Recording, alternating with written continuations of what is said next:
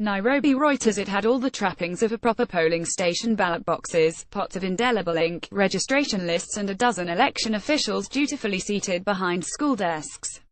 The only things missing were the voters. In Nairobi's Kibera slum, a hotbed of support for veteran opposition leader Raila Odinga, many young men failed to heed his call for a peaceful stay away from Thursday's election, a rerun of an August presidential vote annulled by the courts. After opening 6 hours late because of a lack of security, the polling station at Kibera's Olympic Primary School came under attack from stone-throwing youths determined to ward off any voters. Police at the gates responded with volleys of tear gas followed by rounds, sending gangs of youths chanting slogans against President Uhuru Kenyatta scurrying for cover in the warren of streets and tin tacks next to the school walls. Riot officers then sealed off the area, making it impossible for even residents to get through, let alone would-be voters prepared to run the gauntlet of pruning peer pressure. "I don't want to vote.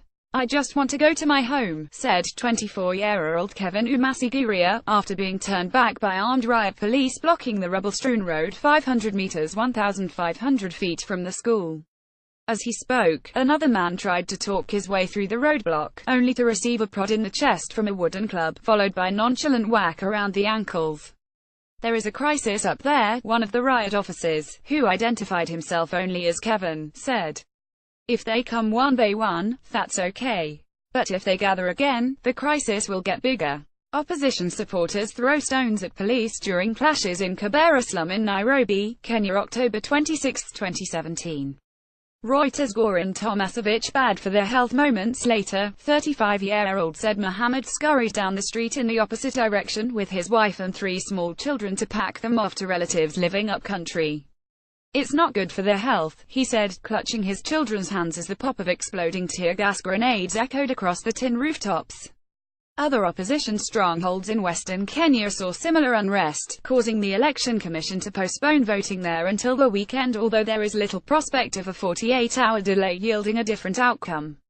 In Kibera, polling station staff should have slept overnight at the Olympic School but were unable to do so because of fear of being attacked. As it was, they arrived under armed escort at 10 a.m. 4 hours after voting was meant to start.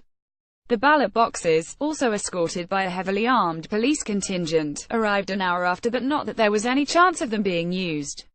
"Nobody is going to vote here today," said Olympic Deputy Presiding Officer Jacqueline Onuko, blithely tucking into a sandwich as rocks clanged against the metal roof of the classroom Kim polling station. "The first time around was very busy. They were here queuing at 3 in the morning. Now nobody is going to come. They are scared of both the police and their neighbors." Reporting by Ed Cropley, editing by Ralph Bolton. Or Standards to Thomson Reuters. Trust principles.